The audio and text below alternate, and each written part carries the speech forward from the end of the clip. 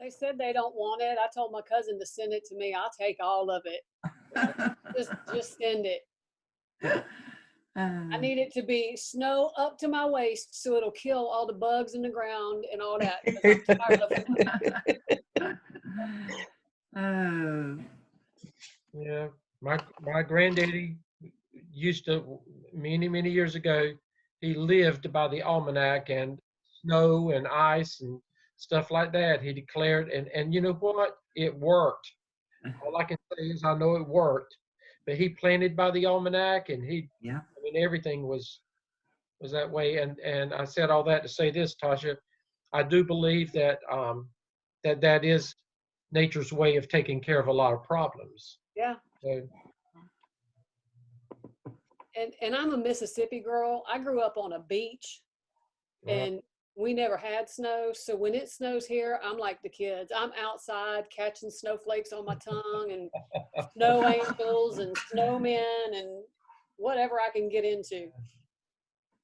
Well, that's great.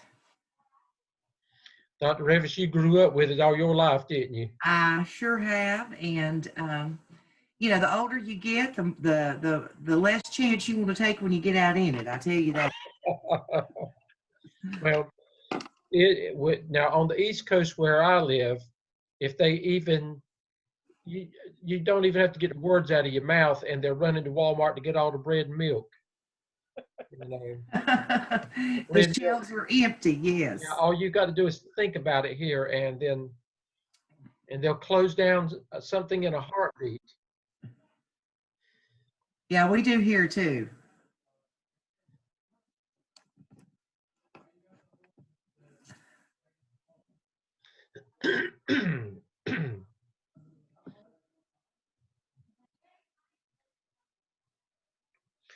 Dr. Revis, I pulled up the what we had in Blackboard already for, and I thought that's what you wanted, so that's what I was going to pull up unless there was something differently. No, that's perfect. And again, you may want to reference too that if they'll go into their AAPSL template and materials, there's a little document in there that Dr. Hamilton created that I never got rid of that they can find as well that will kind of enhance what you say a little bit. So, you know, it's some of it's probably the same, but it's just another way of looking at it if they want to look at that as well. So, Okay, that sounds great.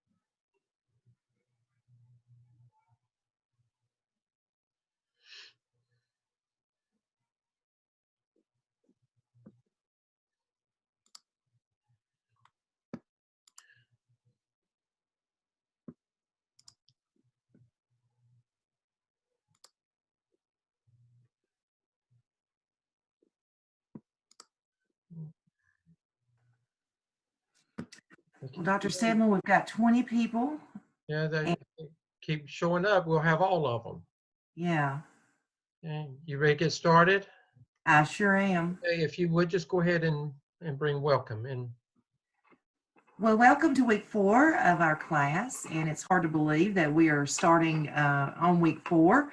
Maybe not to you, but it sure does to us. And I've enjoyed reading your work this week and working with you. And we're going to start out talking about comments about task 2. Dr. Stedman, I had several that were right on the money with this task and did a great job in discussing all the different pieces and painting a really good picture of the process that they use to go through the data analysis. One thing that we always try to do is get your task ready to be a level 4 for your evaluators. So that's what we always head for. And even though we may have talked to you individually about your specific situation, we just want to make sure that it's clear to the reviewer. For example, if your administrator is part of your PLC, then you wouldn't need to do a separate presentation to him or her. And so you just need to clearly write those things in so that the evaluator will not think you're just missing a step. So anyway, good work. And many of you are doing some polishing up and putting some final revisions onto your work. And we're going to dive into task 3 tonight and talk about that a little bit. Yeah, Dr. Revis, and you're exactly right. The task 2 work, I was extremely pleased with the caliber of work that came in. Just a reminder that before it's turned in as a final, as Dr. Revis said, that we must see evidence that either your administration is on your team and they have approved it, or we must see proof that you have presented it. Now, I would make it very clear and evident in my narrative work so that an evaluator will have no problems seeing that you did not miss that step. That is, I think, Dr. Revis, that sometimes that they lose points because it's not visible enough, where you and I will pick it out. An evaluator may not pick up on some things. So don't leave that questionable. Just make sure that you, and it's a work in progress right now, so you can go back and just add that, but we need to see that that you have presented to your administration. Dr. Revis, would you see what Amanda's, if it's something that Amanda needs to ask us while we're doing this. The other thing is, go back to your template. Now, in your template, make sure that you are including everything that is in black. Remember, the directions are in black. You cannot take away from that. You put it in just like it is. Don't take away, do not add to. If it's in yellow, that means you're going to write something, but if there's something that has been highlighted in yellow, take that yellow highlighting out. If it has been in red, don't leave red in there. Take it out. The only thing you leave is whatever in the template has been written in black. Now, if you go back and remember when we introduced at the very beginning and we talked about your school profile, and after you wrote your school profile, remember there was some little directives in there, and it said that if it's in yellow, that you write something. If it's in red, that's just information to help you, and if it's black, it stays. Some of you are leaving that in the products that you're turning in as your final grade. You need to go back and take that out. That is only for you to, directives for you, and it's not to be submitted with your final work. Some of you included that in your task 1, and it's also being seen in your task 2. So go back and take that out and clean it up. We can catch it before you do your final AAPSL at the end of this process, but if you clean it up now, it'll just make it a lot easier. So just make sure that you've done that. Also remember, and if please nobody take this personally if you receive this comment from Dr. Revis and me.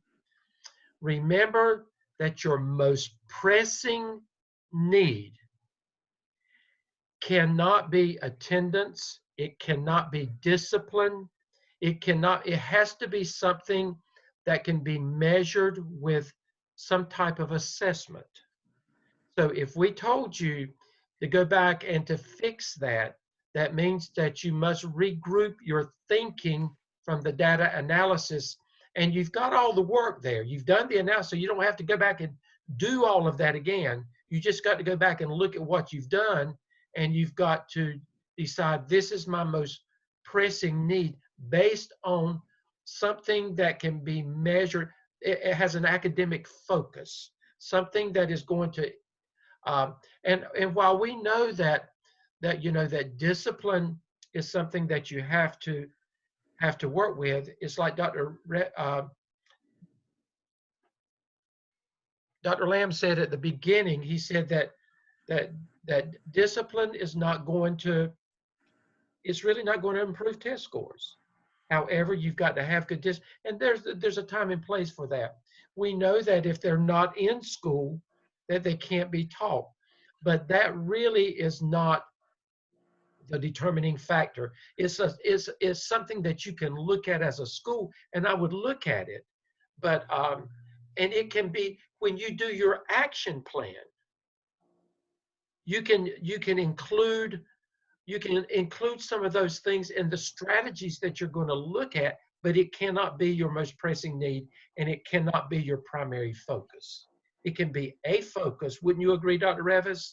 It could be a focus if that's a problem at your school, and that Yes, may be, I agree. but it cannot be your primary focus. So those are just some little things that you need to clean up. I would say one more thing, Dr. Revis. I think all of my class has already completed their peer reviews except for 3 people. Now, it's still but please be mindful that we ask you to be very cognizant of the timing on this, because if you wait until the end of the week, they may do you good, but they're not doing your peer any good. So we would ask that you would go ahead and take care of that. Hopefully by tomorrow you'll get those peer reviews in, because your peers need to see your comments so that they can use that towards making revisions before they do their final work. Because I'm finding already, Dr. Revis, that this group, they like to get their work in not at the last minute. Most of them are already very aware. They've figured this out, and they've already begun pacing themselves. And I just about know when certain people's going to be submitting certain things already. I will say this before we move on. Remember what Dr. Revis and I asked you to do the very first night of class. We said to hang in there 3 to 4 weeks, and it would all come together. I am commending you guys for hanging in there. This is the 4th week, and it has come together. And I think every one of you could attest to the fact that already that you are wearing that different hat that we talked about. And I promise you, already you are seeing things differently than you saw when you first entered this program. Dr. Revis, anything else before we move on? Yes, I agree. You need to pat yourself on the back for how far you've come in such a short period of time. And you've done this while being all virtual or hybrid. I don't think anybody's totally back face-to-face at this point, but I know you've had to jump through some hoops, and you've done that very gracefully and very well. So take some time to pat yourself on the back. One question that we have in the chat box, and I meant to mention this earlier, Dr. Stedman, just for clarification, do you want us to add each task to the next one after task 1, or turn them in separately? We did not talk about that, I don't think. Go ahead. I had some that asked me about that. Now, I prefer you keep a running log of it and make it easy on yourself, but it's easier for Dr. Revis and me if we just see that task. We are dealing with so much. Now, Dr. Revis, you may see it differently, but it's just easier for me. If I'm grading task 2, I only want to see task 2, because I have to start from the very beginning. I have to scroll to it. I have to find it. And it just, with us looking at so much work, it really takes too much time that we don't have before we can get to that assignment. Now, you need to save it as a running document, but what you submit to us is only the document for review at that moment or for evaluation. Dr. Revis? Yes, I agree. That makes it much more clearer to me, particularly when I start looking at your appendices and your references. I just can't pick through which are new and which were existing. And I know that's going to be a pain for you to try to do that. But if each of you would just submit the document or the task that we are working on for that week with the appropriate references and appendices, that would just really speed up my feedback to you. Yeah, thank you. And again, please work with us on that, because again, you're one person, but we're looking at a lot of stuff, you know, in a short period of time, and it does make life a lot easier. Just very quickly, you'll find this under week 4 in Blackboard, but Dr. Revis and I have just put this out there just additionally, just to keep you focused on what is due and what's coming up, just as a reminder. And you'll find this under week 4 in Blackboard as well. Dr. Revis, have you had a chance to post yours yet under there? I don't think I did, but I will. Yeah, Dr. Revis will, but this is just going to be week 4 agenda, and you can see that in there as well. Task 2 of the AAPSL is due to Blackboard for a final grade by this Sunday night. So you need to clean it up, get everything that needs to be done, and you don't have to wait until Sunday night. Dr. Revis, I've had a couple that have already submitted it because their peer reviews had been done, they completed it, so they're through with task 2, and I've told them to move on to task 3. Task 3 at the same time will be submitted this coming Sunday night for peer and instructor review, and we're going to go over that again this evening. Your task 2 peer reviews, which most of you have already completed, will be due by this Sunday night at the latest for a final grade to Dr. Revis and me. You will begin work on task 4 of the AAPSL. AAPSL task 4 will be due for peer and instructor review not until February the 14th. That's your Valentine's Day present to us. But we're going to mention it tonight. But many of you are going to be at a place where you can go ahead and start working on this action plan. And actually, you're going to find out that 3 and 4 is going to take up a lot of time. So it's okay to go ahead and begin looking at that. And we'll talk about that tonight, week 5. And then task 3 will be submitted by Sunday, February 14th for a final grade. Again, you're going to put it in for our review this week, and then that will be a final grade week 4. And this is just to keep you focused. And then I'm going to talk about this in just a moment, the Zoom team peer review assignment that is due week 5. So again, that is there for your clarity. Any comments on that, Dr. Revis, before we move on? No, it's a lot of work, and I will have to say that task 3 is a lot of writing on your part. So we're going to talk about that in depth tonight, and so you can go ahead and get started on that as soon as possible. Okay, let me pull this up again. And remember, if you go to, there it is. If you go to week 3, this is posted under week 3, and this is what I went over last week, and I'm not going to go over all of this again. Just remember that at this point, I would hope that your team, your Zoom team, has already decided on when you're going to come together as a Zoom team, who the Zoom master is going to be, and you're moving forward with this. If you haven't done that, somebody in your group needs to take the initiative to get this started. You need to go ahead. This is week 4. You're at a place now, you've almost completed task 2. We've given you your comments. You're at a place where you can really move on with this this weekend if you choose to. But remember, it's not due until the end of week 5, but we don't want you at the last minute struggling on that Friday or that Saturday for something that's due that Sunday if you take your time and plan it out, you can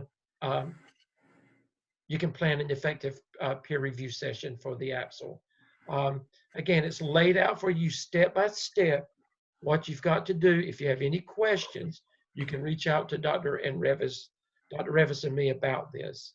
Dr. Revis, any questions about this before we move on?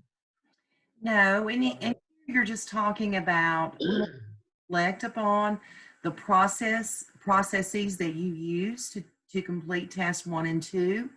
I would love to hear some of the lessons that you've learned in your leadership building and those kinds of things. And you can talk about future tasks that are coming up if you wish, and many of you do and will.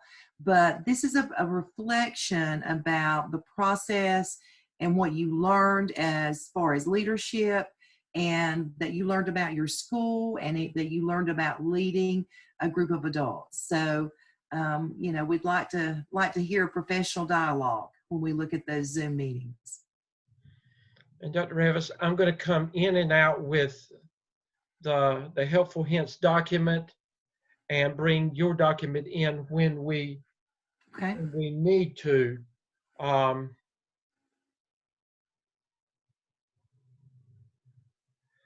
Again, now, once you have completed task 1 and 2, you have successful, or when I say completed task 1 and 2, once you've completed task 1 and 2, and once you've completed task 2, and you've successfully presented this to your principal or leadership team, or you've indicated that you know that your principal was a part of your team, you can move forward with task 3.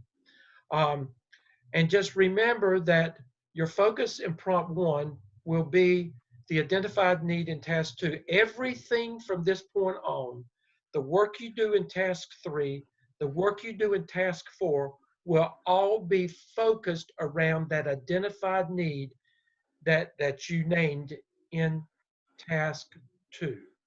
Dr. Revis, if you would begin from there, please.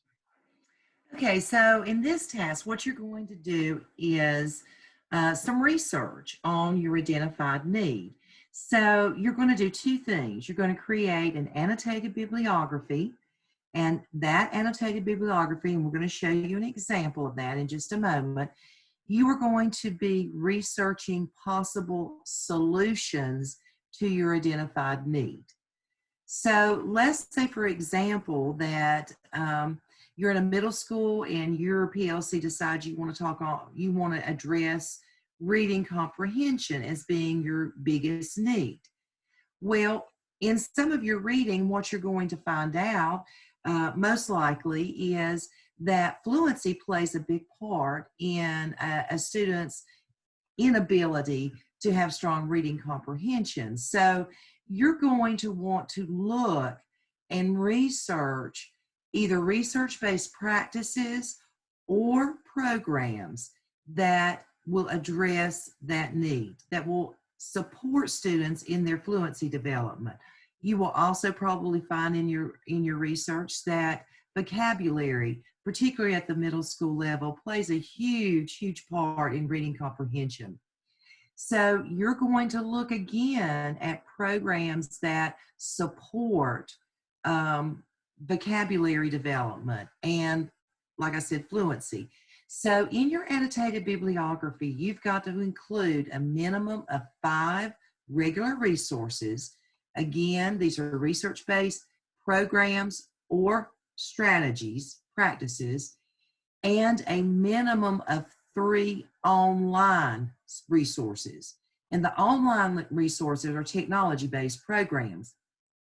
And, you know, those could be Study Island, Edmentum, Plato Accelerated Reader. I know that there are many others out there, but you're going to do some research on these programs that will address your solutions to your problem. And Dr. Revis, if they go to AAPSL Helpful Hints, there is a list of research-based programs, online resources out there that's been categorized by elementary, middle, and high school. Again, it's not an exhaustive list, but it is a list of things that you can look at, and that is in Blackboard under the APSL, under APSL Helpful Hints, or APSL Template and Materials section, excuse me. But anyway. Okay. Go ahead. And then if you want to scroll on down, the next thing that you're going to do is a mini research section. Now, the mini research section that you're going to do here is you are going to dive in to your identified need, and you're going to try to understand that need and all the inner workings of that need. Remember in task 1, when you did a PLC research section, this is what this is. It would be a mini research section on my identified need. So if my identified need is reading comprehension in middle school, then I'm going to do a Bulldog 1 search, or whatever it's called, on reading comprehension in middle schools. And here you must have a minimum of 3 references. Now, it doesn't really matter which you do first, but I always recommend starting with the mini research section first, because it's going to identify some root causes to your problem. This is about your problem. So I think now, Dr. Stedman, are we okay now to let's pull up examples of the differences between an annotated bibliography and a mini literature? I will, and then we'll come back to this, but I want to point out something before we go any further. What Dr. Revis has said, I want you to notice again. With your annotated bibliography, 5 regular resources, 3 online. And remember, those 5 and those 3, every one of them must refer back to that identified problem. And 2, we don't, it's not just anything. The error should point right back to that identified problem. And in your research again, the minimum of 3 references, and there can be more. Remember, every one of these references must point back to that identified problem. Okay, I'm going to come out of this, and then give me just a second. I'm always scared to death I'm going to lose something. There we go. Okay, so what's showing here on the first, at the top of the page, that is an annotated bibliography where you're looking at one resource and you're writing a short summary about that resource. And again, the annotated bibliography, you've got to have 8 resources. It's about solutions to your problem. Okay, so you're going to have a series, and these should be listed alphabetically by author. It's almost like you're going to do the reference is going to be just like what you would put in your reference section as far as the citation, but you're going to summarize the solution or the program or the best strategy or the piece of technology. And Dr. Revis, in your APA 7th edition, it tells you exactly how you are to write an annotated bibliography into this paper. Mm-hmm. In your literature review, again, I think the easiest thing to do is reference you back to what you did on your PLC research section. It's just research on the identified area of need. Again, if that happens to be reading comprehension, I'm going to go through and have probably 3 to 5 paragraphs about reading comprehension in middle schoolers, and what the research says are some of the root problems and possible solutions. So I always recommend starting with your research first and then go into your annotated bibliography, because you are doing research on that area of need, and you're going to pick up on some key words and probably even some different programs and pieces of technology that different schools have used to address the problem.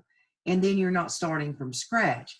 It's okay, you do it whichever way you want to do it. We'll read it both ways, but I think that makes more sense just to me as a researcher, is to start with your literature review. Right. But if it confuses you because you see the template shows it that way, we're okay with it, whatever you're comfortable with, as long as you've got both of them and they flow. Now, I remember Dr. Stedman, in previous courses that we've taught, that we always get this question, well, can I write about in my annotated bibliography a program that we're already using at our school?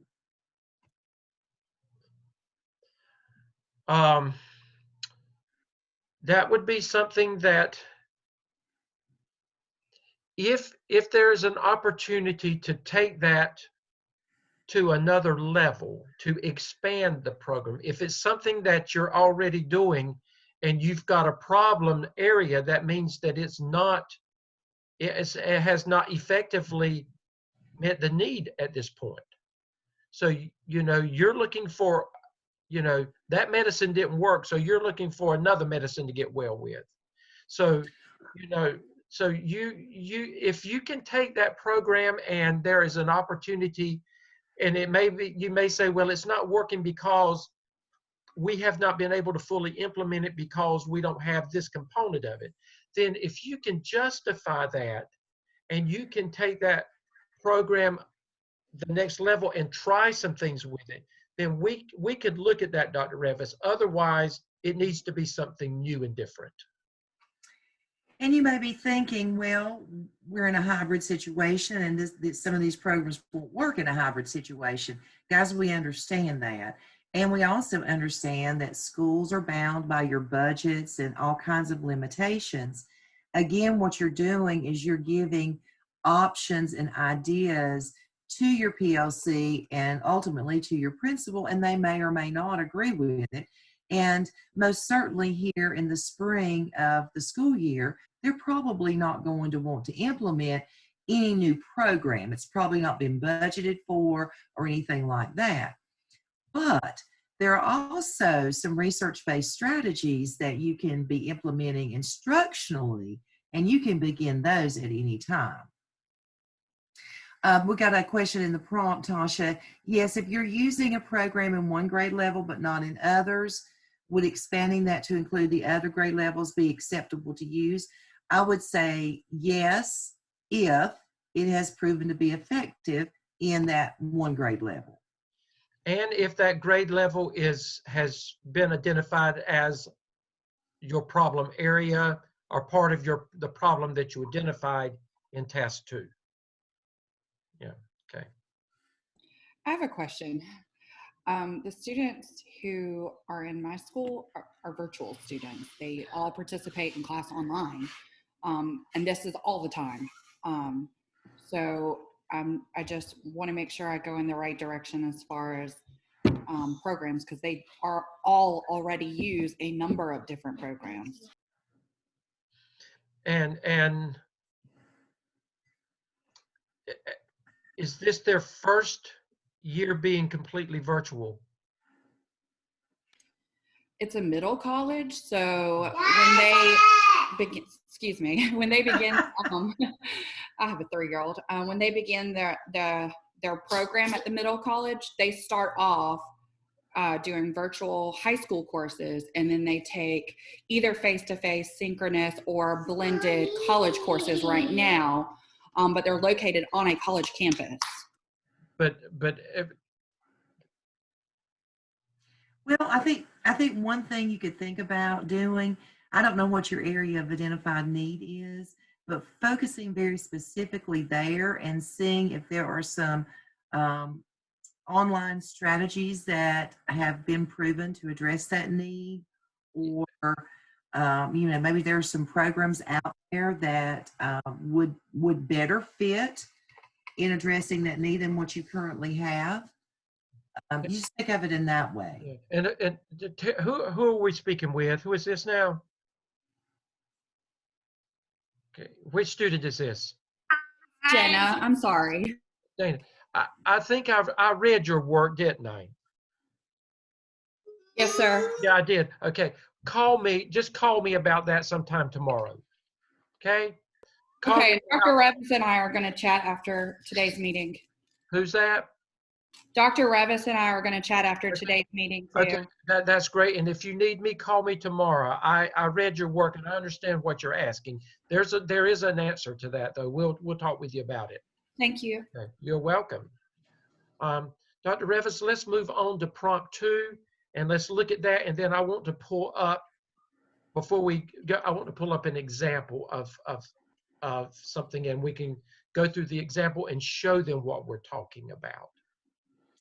In prompt 2, this is where you pull together your PLC. After you've done your research and your annotated bibliography, then you're going to pull your PLC together and you're going to share the information that you have gathered.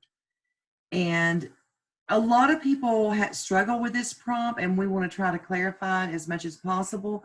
Here, you're just sharing your information through the use of multiple graphic organizers and visuals. For example, if one of the programs, let's say a technology program, if they are research-based, you go to their website. They will have research-based information that you can present to your PLC. It will be in charts and graphs and tables, because to get funded, all of these vendors have to show a research base. So their research is somewhere already put together with graphic organizers. Just be sure you cite your sources where they came from. But you're just going to demonstrate how the information is presented to your PLC, and then talk about how your PLC chose the process and how they chose the best possible strategy that might be applicable. And you're pulling an excerpt from the research that's already been established, just to fully validate, why you feel like that this possibly could be a good tool to use to help with your identified problem. And in addition to that, there's a lot of other stuff that you have that you can create to better tell your story. Again, you're writing about it up here, and all you're doing is you're showing it right here. It's almost like drawing a picture of what you've written about up here. So that's what this should be right there. And again, remember, you should narratively explain what it is that we're looking at, and properly put it in there with figures as with APA. It's very similar to what you in prompt 2 of task 2. Here you're showing different graphics and charts and tables that support the research behind the different programs and strategies that you're recommending, so that PLC can see the research behind, and it helps them make a better decision about what they want to do or what they would recommend doing. Dr. Revis, I am pulling up the same student's work that I pulled up last week, Meredith's work, and I'm going to take it to task 3 so that they can actually see. Now, she started out with the annotated bibliography, and again, that's okay. It worked for her. Here it is. This is where task 3 starts. Now, I want you to notice that Meredith started out with, she just referred back in her opening narrative. She just basically transitioned into prompt 3 by just saying that, about talking about her most pressing need again. And that's a good lead in to why you're doing what you're doing in task 3. Now notice she started with her annotated bibliography, and if you see, she's got 5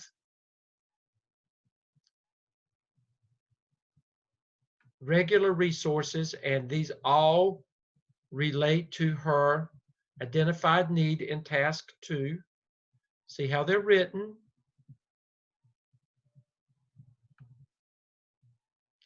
She actually embedded a figure there as well, and that's okay. You can do that if it helps. You can put that in with your annotation if you want to. It's not required, but if there's a figure that works with your annotation, then that's left up to you. And then notice what she did. She identified distinctly her online digital tools for teachers and students, and then she went into those 3 areas. Edmentum, see Edmentum online learning programs for educators. Quality teaching for English learners, QTEL, and you'll see that she further talks about this program because she uses this when she gets, and then again she used more. Then she went into her literature review. And again, like Dr. Reva said, it can be either way.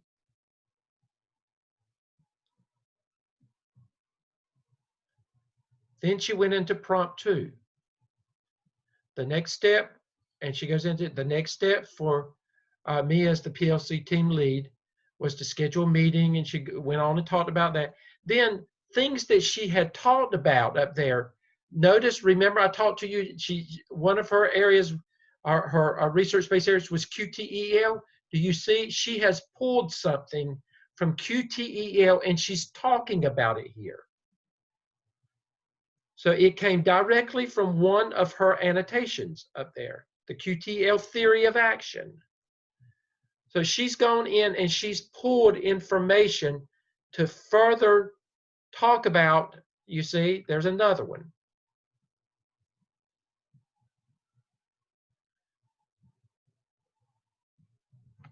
But that is, Dr. Revis, any comments about the example? Okay, you're on mute, Dr. Revis. I think it's a good example. Now, what she did was she narrowed it down and she just presented, it looks like, one program to the PLC. Okay. You can present multiple programs as well to get their ideas. So, I like to see multiple programs presented because if you don't, it kind of means that you've already made that decision. Right. But it's well written, and you notice that she has written her literature review in paragraph form, which is very different than the annotated bibliography, which is a citation and a summary, another citation and a summary, etc. Dr. Revis, what you'll find though with Meredith's work, her principal was a part of her team, and her principal helped guide this process because that's why it was more narrowed, because the principal, when in her research, the principal, the aha moment was there with the administration while she was working with them in the PLC. So that can happen. So, but I agree with Dr. Revis. You don't need to just put all your eggs in one basket. You need to look and see, what's out there and let the team help guide this decision.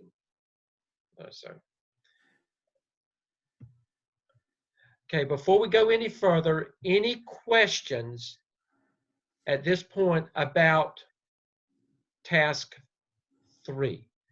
Any questions before we go any further?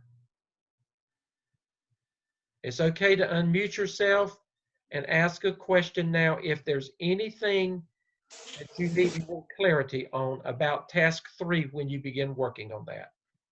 I have a question. Okay, Jennifer.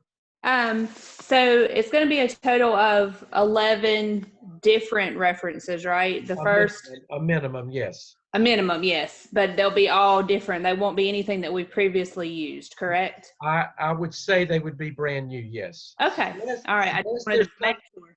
Unless, Jennifer, there's something out there that's the best thing since sliced bread, and if it's the best thing since sliced bread, then we would probably allow you to use it again. Okay, I just wanted to make sure. I knew the 8 needed to be different, but I wanted to double check on the 3 and the prompt 2. Yeah. Okay, But again, thank you. If there's something that's really great out there and you say, I can use this again, then we're okay with that as long as it's just not a repeat of everything that you've already done. Okay, thank you. That was a good question. Okay, any other questions before we move on?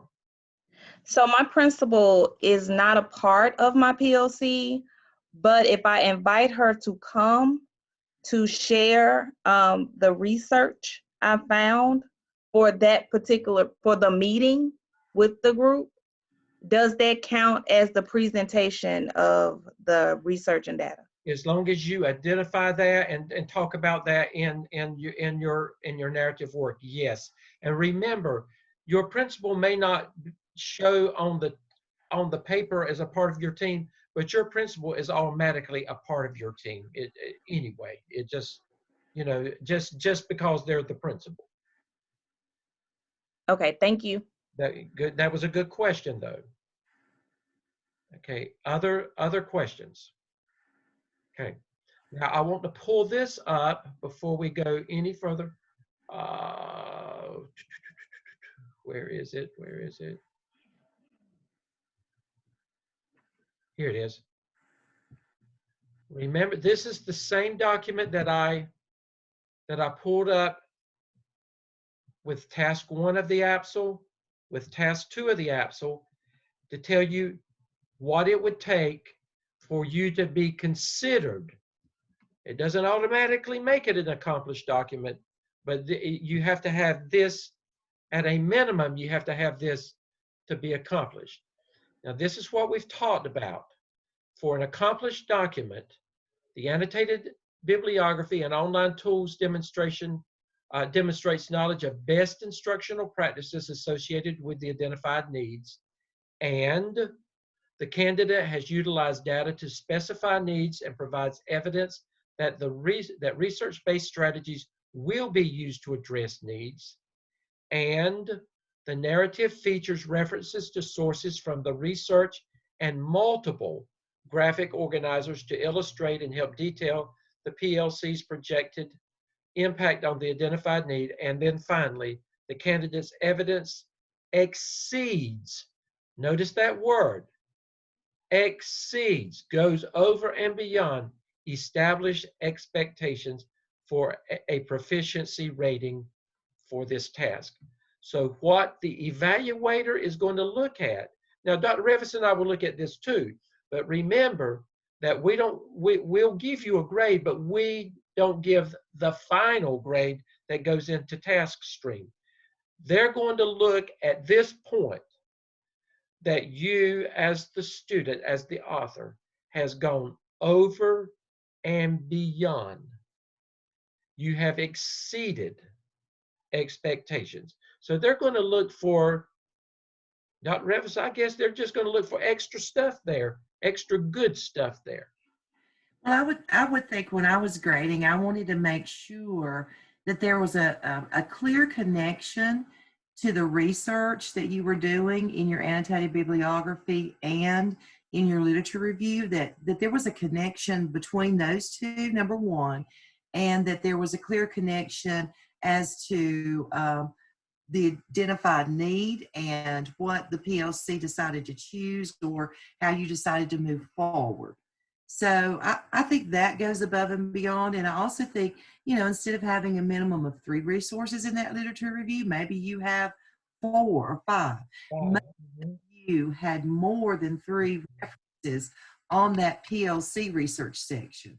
Or when you go to prompt 2, you really shine in prompt 2 when you talk about the possible research-based online resources that you could use to help attack that problem in task 2 that you identified.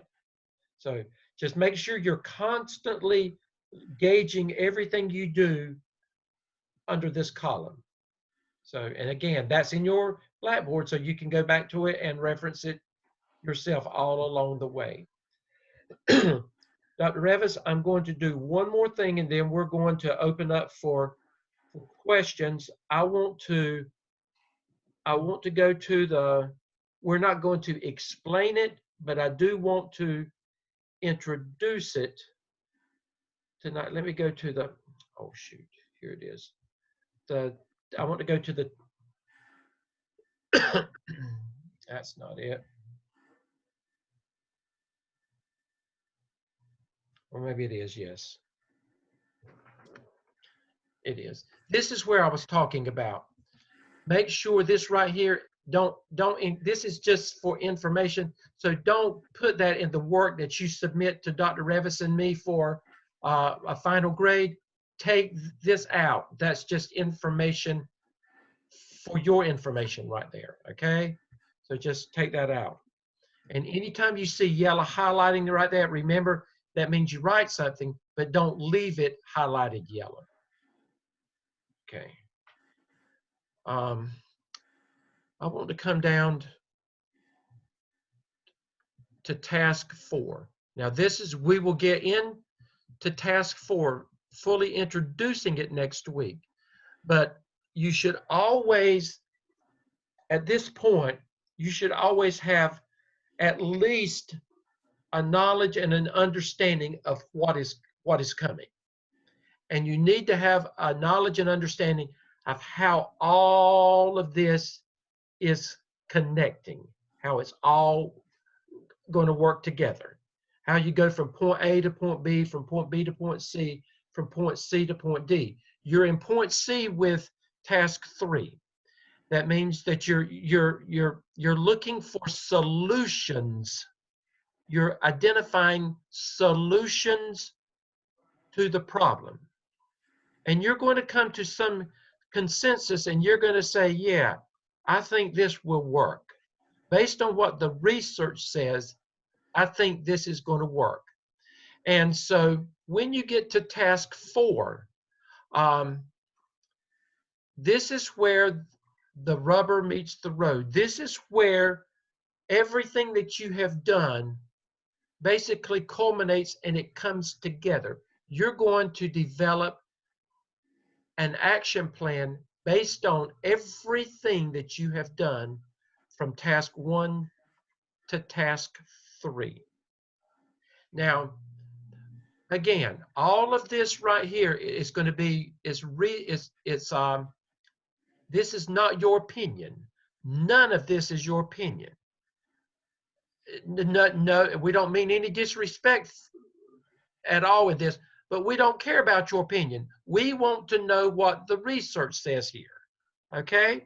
So when you get to task 4, and again, we'll talk about this next week, every one of these areas will be talked about based on what a lot of what the research, well, your decisions will be based on what the research says. Let me put it that way.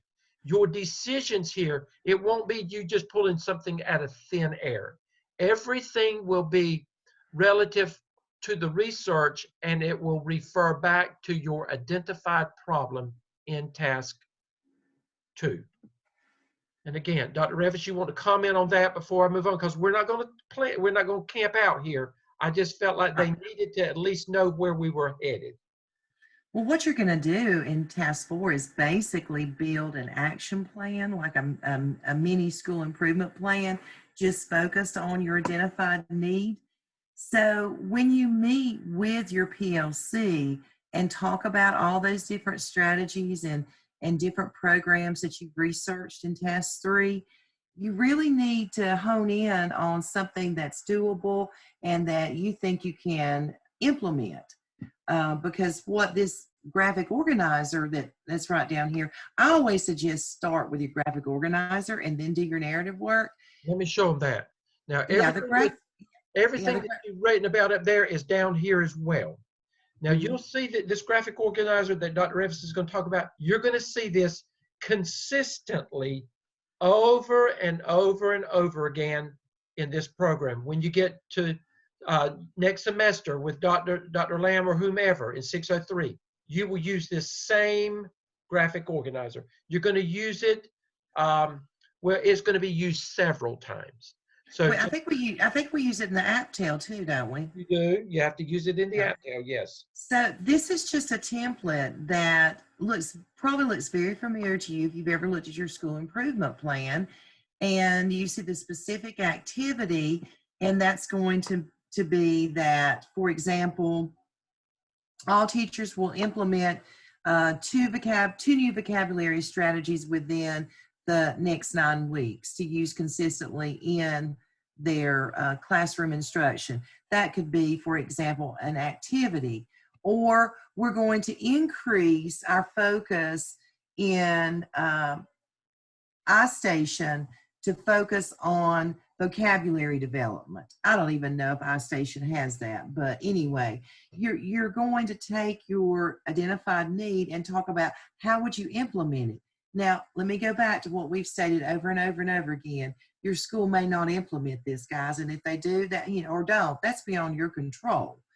But what you're trying to do is you're at least trying to lead them to see that there are options out there to address the identified need. Whether they implement it right now or not, you have no control over that.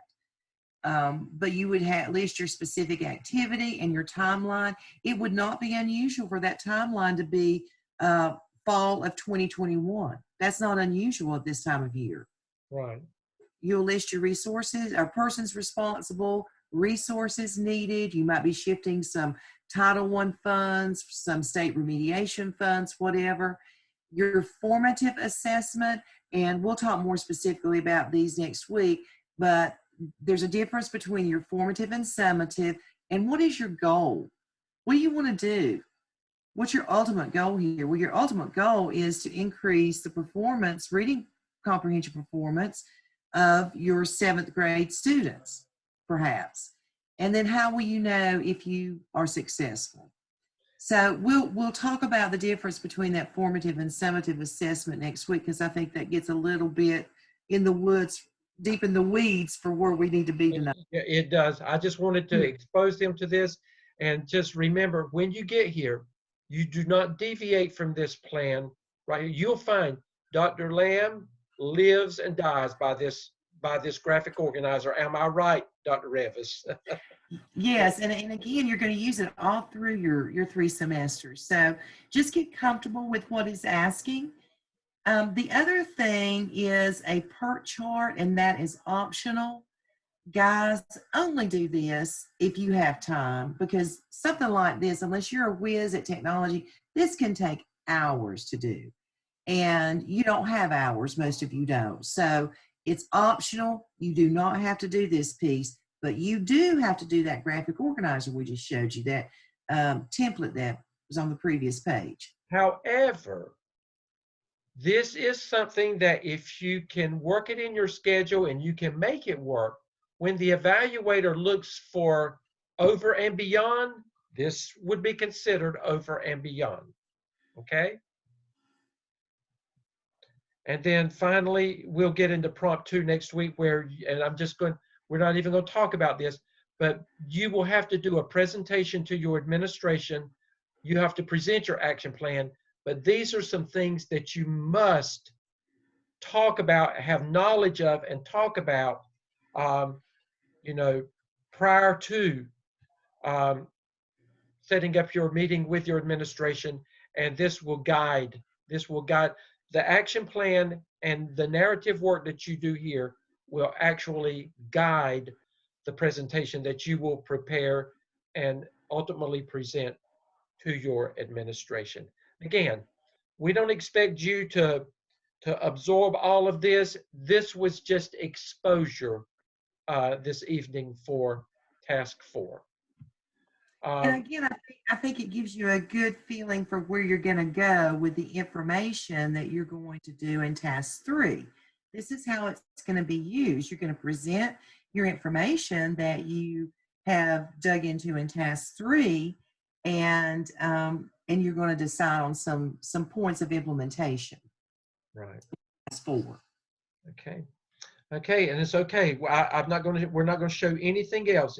Now we're at a place where we're just going to talk, answer your questions, make it very informal. You can unmute yourself. It's Dr. Revis and me and you right now. Okay, any questions about anything at this point? Dr. Stedman. Yes. This is Raj. I'm trying to see, when I submit for evaluation, I did not take out those directions. So can I take it and resubmit that for evaluation? Okay, say that again, Raj. can I delete the directions and resubmit the work? No, you're talking about the what I said to take out. Don't worry about that. If you've already submitted it, it hasn't been submitted for final evaluation yet, has it? I did for final one. Okay, don't worry about it. Just make sure that you take it out whenever when you put all of the AAPSL together for a final grade. Okay, Don't worry about it at this point. okay, thank you. Okay, you're welcome. Dr. Stedman, Raj just prompted my memory here a little bit. I just want to make sure that you all are using your review process. Typically, I don't know how Dr. Stedman does, but typically I will not tell you to submit your tasks for final evaluation to me unless you've got 100 there in that review box. I keep you in review until we get 100, okay? So if you've got a 95 or whatever, that should say, I have to go back to that review box again and tell you to submit for final evaluation, okay? Right. So what happens ultimately is you get 100 for that review and you get 100 for your final evaluation. But it also, we also want you to be revising in that revision mode until you get it right. Right. And if you go back to your Blackboard and say, for instance, task 2 that you submitted for review Sunday night, if it was a 90 or 95, that means that Dr. Revis and I are still expecting you to send something back for us to look at, because that should ultimately become 100. And when it becomes, and we may give you 100 to begin with, and we may tell you, you need to do the following, if it's something minor, but we still expect that to be done. And on the opposite flip side of that is, if I ask you to fix or correct or revise something in particular and you resubmit it and don't do that, I guess I get a little irritated. I know I get a little irritated because, that's not an option. When Dr. Stedman and I tell you, you need to address this, then you really need to address this. You don't need to resubmit it without addressing that. I think we told you that at the beginning. When you're doing peer reviews, if your peers suggest you do something, you can or cannot do that. You weigh that with your own judgment. But when we ask you to revise something, we expect you to address it. But and that's good, Doctor. But I will tell you, your peers, you as peers, you are providing. Yes. Dr. Revis, I know I've said this before, but I believe it's the best feedback I have ever seen from any group of students that I've been working with over the last 9 years. It's very thorough, very specific. I would just suggest if you tell somebody that you got a few capitalization errors, give them a little clue as to where they may find that, maybe on page 6, paragraph 3, because otherwise they're just going back through the whole thing. But it has been very formative and very specific, and it shows that you've put a lot of time into those peer reviews. And I will tell you now, you may say when Dr. Revis and I gives you feedback, we'll tell you some things that we see, but we're not going to tell you all the stuff. That's the whole purpose of the peer review process. And for you now, if it's something that's blatantly going to cause you problems, and we're not going to, we're going to guide you better in that. But now, Dr. Revis, and I'm going to be honest with you, there's times that I will deliberately not identify something because I want to see if, when the peer reviews are done, if it's caught. I want to see if it's caught. So, and again, it would not be something that would be detrimental to you, but it's something that I, that your eyes should catch when you're doing the peer review. So, Dr. Revis and I could, but we're not. That's not our jobs to, that's the whole purpose of carrying you through this process. So, don't expect Dr. Revis and me to comment on everything that we, that's why we look at your peer review process, and that's why we take you through that process. Now, again, if we see that there are problems over and beyond that, we will work with you one-on-one, and we'll point that out to you one-on-one. We're not going to let you sink. Okay? And by the same token, guys, you know, none of us are experts on APA. I'm not an expert. I know I'm and, not. and you know, I had one candidate say, I'm just not good in APA. Well, you know what? I'm not either. You can look it up just like I can. I can't, you know, you've got to take a little bit of initiative to know how to write a correct reference or to know how to correctly cite an in-text citation. You got to learn that stuff. Right. You can learn it just as well as I can. So because you're not good at it, that's no excuse for you not digging out. Right. And one final thing, just remember, and it's so easy to do this, but it's difficult for Dr. Revis and me because what we have to do, when you're submitting work, please take the time and make sure that you are submitting everything to the AAPSL. Some of you will scroll on down and not pay attention, and you're submitting AAPSL work into the APTEL section. Well, guess what?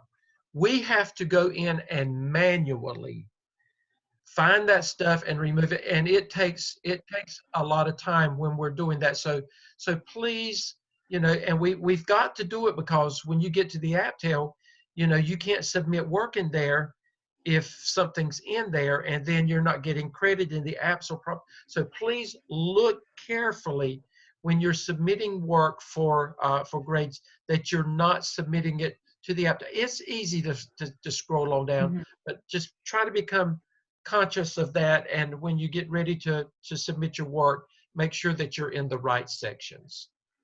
Okay? But again, one thing we may need to do, Dr. Stedman, if you still can pull it up, let's refresh their memories as to where they submit their Zoom information. I think it's under the completed peer review drop box at the bottom. Let me do this. Okay. Yes. I know it's APSL. Okay, APSL completed peer review Dropbox. I think you need to probably share your screen again. Okay, that's right. Let me come out of this. You're doing a fantastic job, I forgot to share my screen though. Let me do that. I was going to it as hard as I could without bringing up the. Okay, now here it is. Okay, here we are. And you go to the APSL completed peer review Dropbox, and then you go all the way down to the very bottom. And this is where you're going to submit the link that your Zoom master is going to send you. If there's 5 people in the group, all of you will have the same link.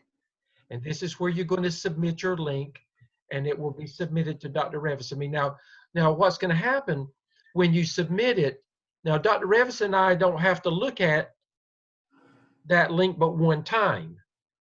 And we'll know the all 5 people that's in that group. But what we're going to do is when we look at that link, we're going to look and take notes on how each of you individually contribute and participate in that Zoom session. What you have to say, what you don't have to say, all of that's going to be taken in consideration. We only have to look at it one time. So, you know, whoever turns it in first, we're going to look at it, and then after that, we will have taken our notes so our responses can be, so you might submit it, and you might say 5 minutes later, we've put our grade in there and comments, or 2 minutes later, and you say, how in the world they couldn't have looked at that? Well, we've already looked at it. We've already done our homework. So just know that will happen when that time comes. Does that answer that question, Dr. Revis? Yes, thank you for doing that. You're welcome. Is there anything else? This is Gabrielle. I have a question right quick. Okay. Whenever we research our practice-based programs that support the identified need, are we doing this before we have our next PLC with our team, or is that something we need to talk about first and then complete our research? I think I missed Gabrielle, that. that's something that you would do before you meet with your PLC. That's information that you're going to gather and that you're going to bring to your PLC to talk about what the research says, and then here are some possible solutions. See, and Dr. Revis is right. You're at a stage now where you're going to be doing a lot of pre-work before you meet with your PLC.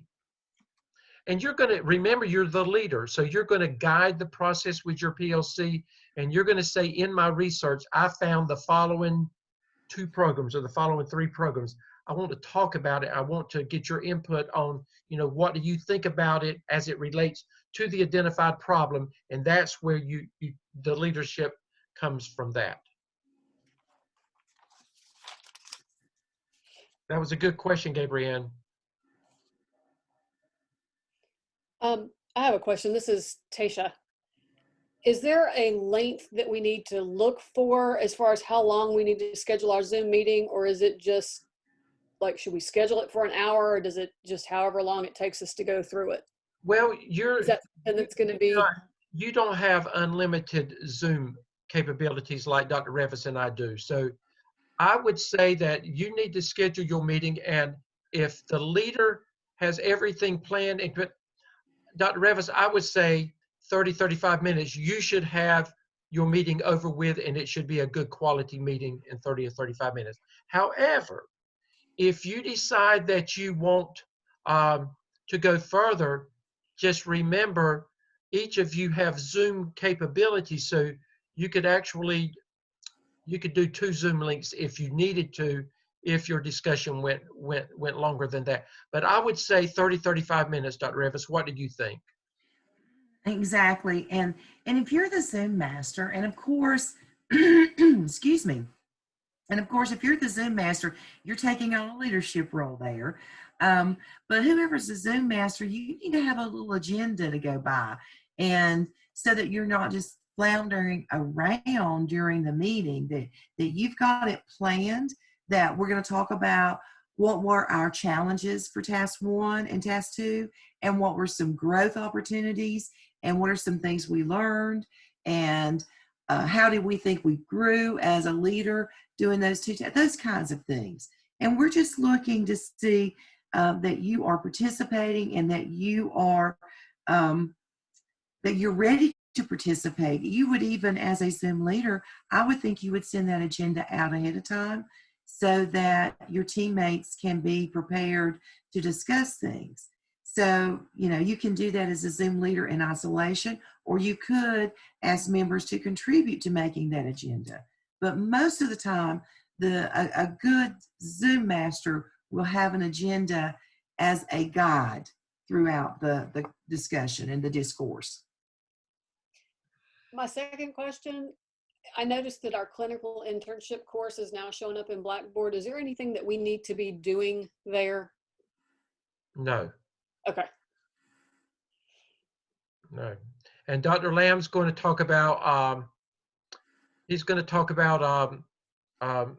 task stream on Thursday completely. So please be present. He's going to take you through the entire process of how to set it up, what you've got to do. So Thursday's going to be a very important class.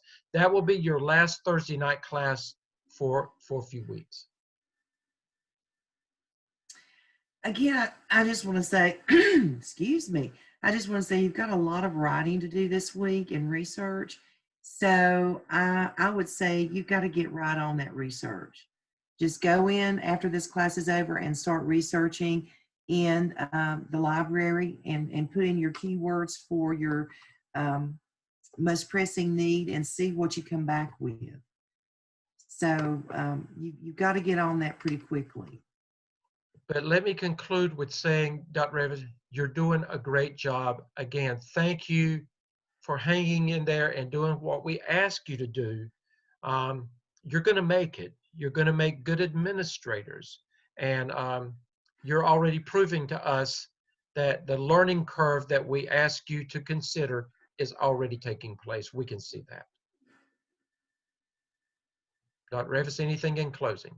No, I agree too. You guys have hung in there, and I promise you that once you get past task 4 of the AAPSL, it's going to be smooth sailing for you the rest of the semester. I promise you, because task 2 or your evidence 2, the APTEL, it will just be old hat to you. You'll get it, and get through task 4, hang in there with us with task 4, and you're gonna be fine the rest of the semester.